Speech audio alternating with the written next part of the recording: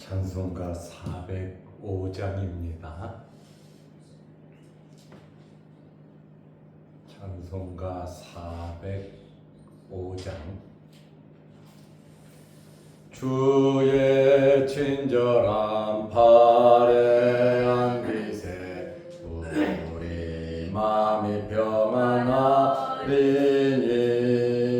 항상 기쁘고 복이 되겠네. 영원하신 팔에 안기세 주의 팔에 그 크신 팔에 안기세 주의 팔에 영원하신 팔에 안기세 날이 갈수록 주의 사랑이 두루 광명하게 비치고 천성 가는 길 편히 가리니 영원하신 팔에 안기세 주의 팔에 그 크신 팔에 안기세 주의 팔에 영원하신 팔에 안기세 주의 보좌로 나갈 때에 기뻐 찬미 소리 외치고 겁과 두려움 없어지리니 영원하신 팔에 안기세 주의 팔에 그 크신 팔에 안기세 주의 팔에 영원하신 팔에 안기세.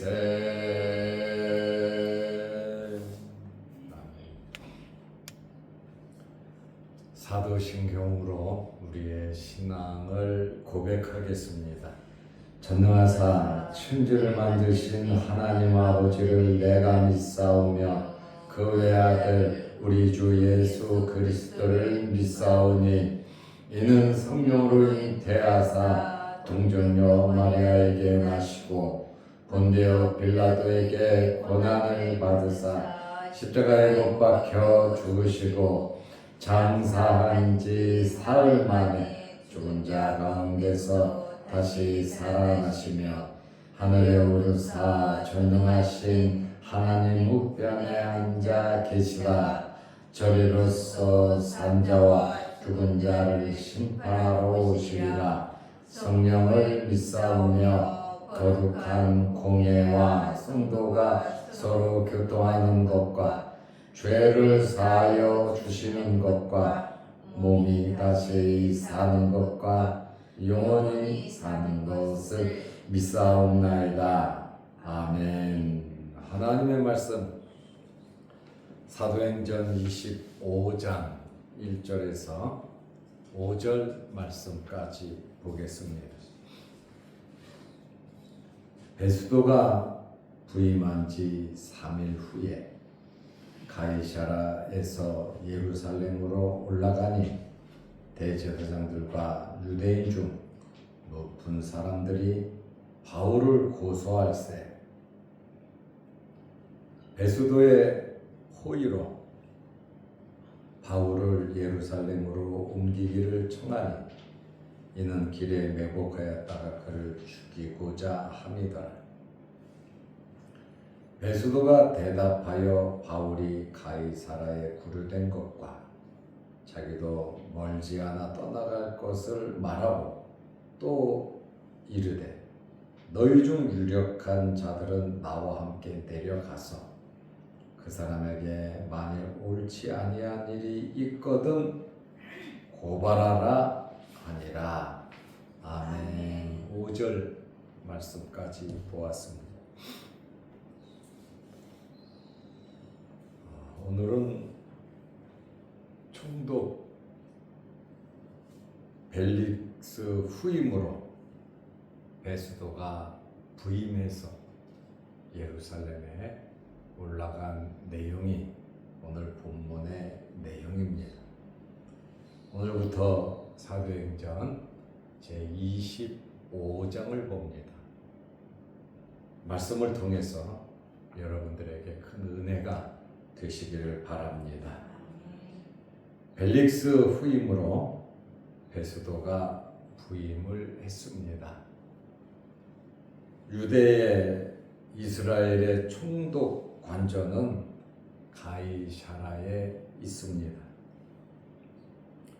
베수도가 총독으로 부임하자마자 어디를 찾았냐면 수도인 예루살렘을 찾았습니다. 25장 1절에 베수도가 부임한 지 3일 후에 가이사라에서 예루살렘으로 올라가니 첫째 날은 부임한 날이, 둘째 날은 하루 쉬었고 셋째 날 곧바로 예루살렘에 올라간 것입니다. AD 58년에서 60년경에 부임하여 62년 사망할 때까지 총독으로 있었습니다. 새로운 곳에 총독으로 부임하여 자기 관할 지역을 파악하기 위해 곧바로 예루살렘으로 올라갔습니다. 로마 총독은 지역 유지들과 친밀한 관계를 맺는 것이 중요했습니다. 정치하는 사람이지 않습니까? 그렇다 보니까 수도인 예루살렘으로 바로 올라갔는데, 예루살렘은 수도이기도 하지만 정치, 종교, 경제의 중심지였습니다. 그렇다 보니 베수도가 가장 먼저 방문하는 것이 당연했습니다.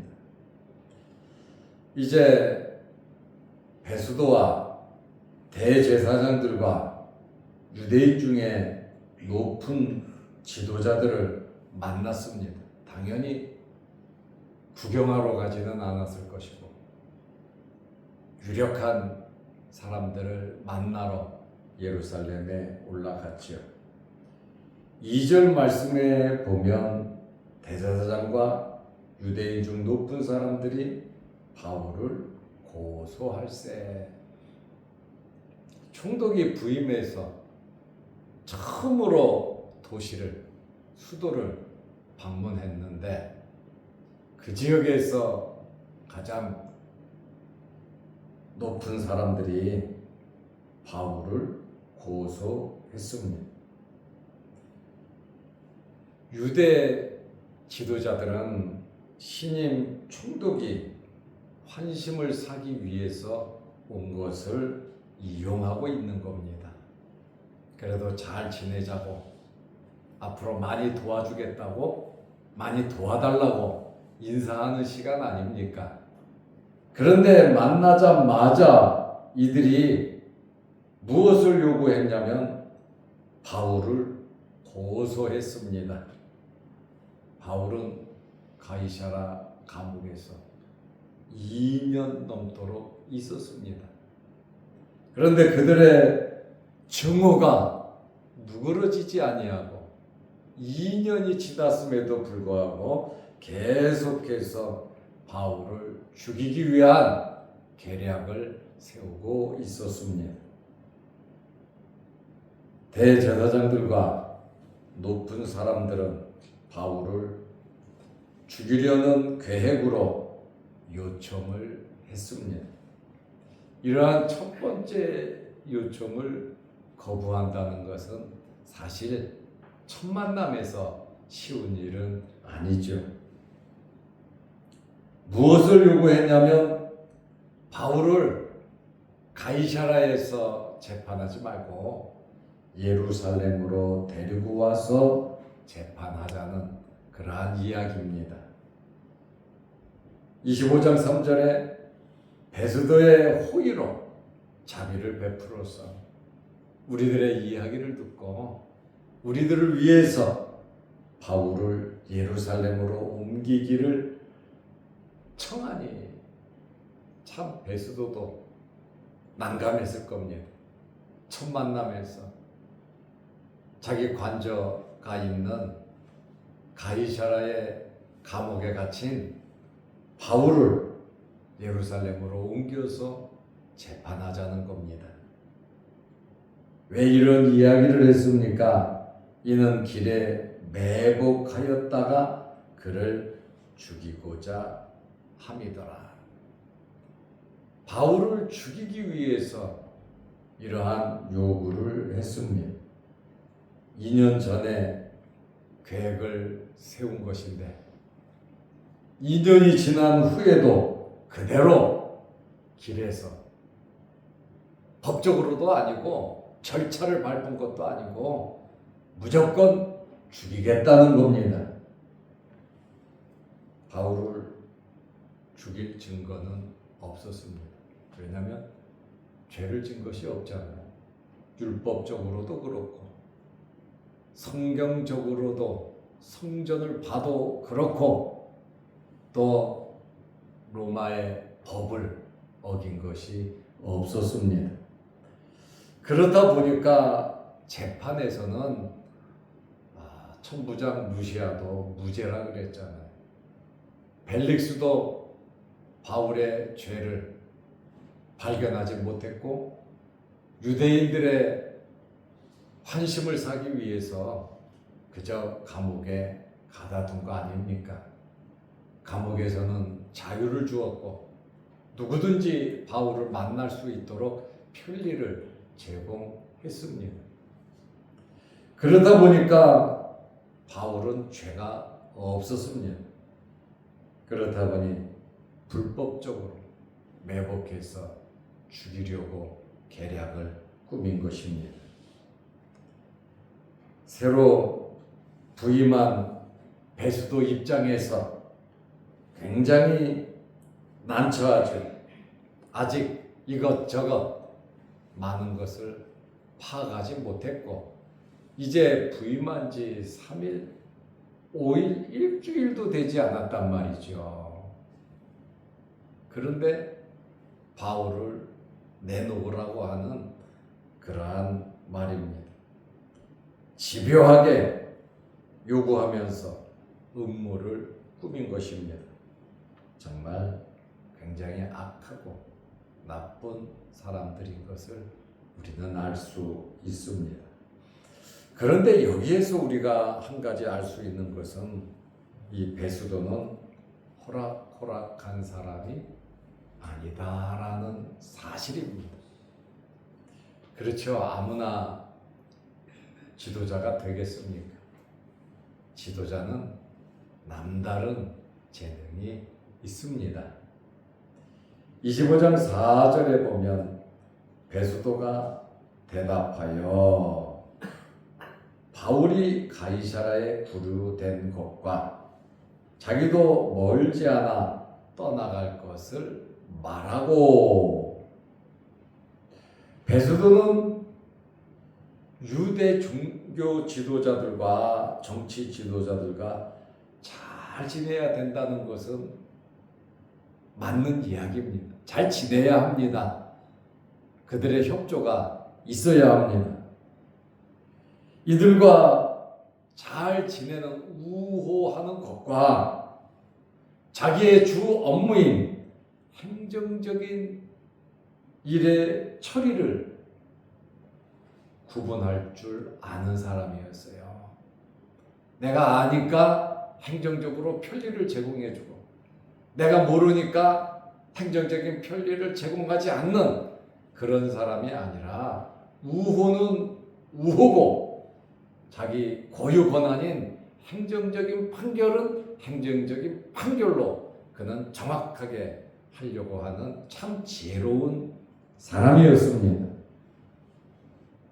이 베스도가 한 이야기는, 바울은 가리샤라에 구류되어 있기 때문에, 감옥에 있기 때문에 어디 도망갈, 탈출할 일은 없는 것이고, 내가 여기 예루살렘에 계속 있을 이유도 없고, 또 새로운 지역에 총독으로 와서 해야 할 일도 많은데 재판하기 위해서 또 예루살렘으로, 아니면 계속해서 예루살렘에 있을 이유가 없으니 내가 이제 가이사라로 내려가니까 너희도 함께 가자.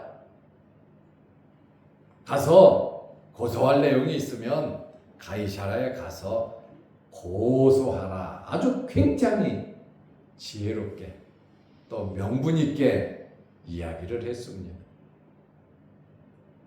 이러한 지혜는 아마 많은 경험과 경륜을 통해서 배운 것이고, 그 사람의 생각과 그 사람의 인품에 기인한 것이고, 또 그 배후에는 하나님의 거룩하신 뜻이 있다는 겁니다.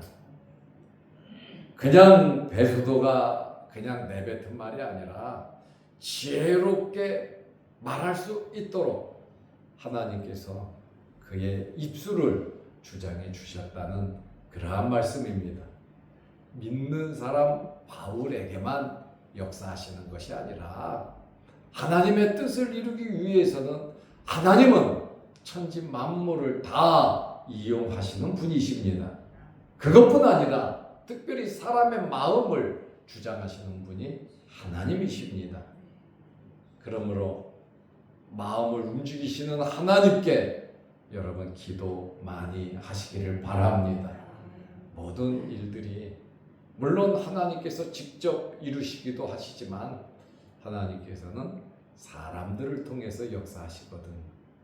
그러므로 우리 주변에 일어나는 일들과 우리 주변에 있는 사람들이 우연히 생긴 것이 아니라, 돈은 사람들이 벌어주잖아요. 열심히 해야 되지 않습니까? 그것처럼 하나님께서 우리 주변에 많은 사람들이 있는데 정말 복 있는 사람들이 많으시기를 축원합니다. 복 있는 사람이 많아야 우리와 우리 자손들이 잘 될 수 있는 것입니다. 또 베스도는 전임자 벨릭스를 통해서 바울에 대해서 감옥에 장기간 있었잖아요. 어느 정도 들었던 것 같습니다. 25장 5절에 또 이르되 너희 중 유력한 자들은 나와 함께 내려가서 그 사람에게 만일 옳지 아니한 일이 있거든 고발하라 하니라. 옳지 않은 일이 있으면 고발하라고 말을 했습니다. 2년 전에는 대제사장과 장로들과 변호사 더들로까지 데려갔잖아요. 그리고 또 선동하고 협박하기 위해서 많은 사람들을, 유대인들을 데리고 가서 재판을 했는데 목적을 이루지 못했잖아요. 2년이 지난 다음에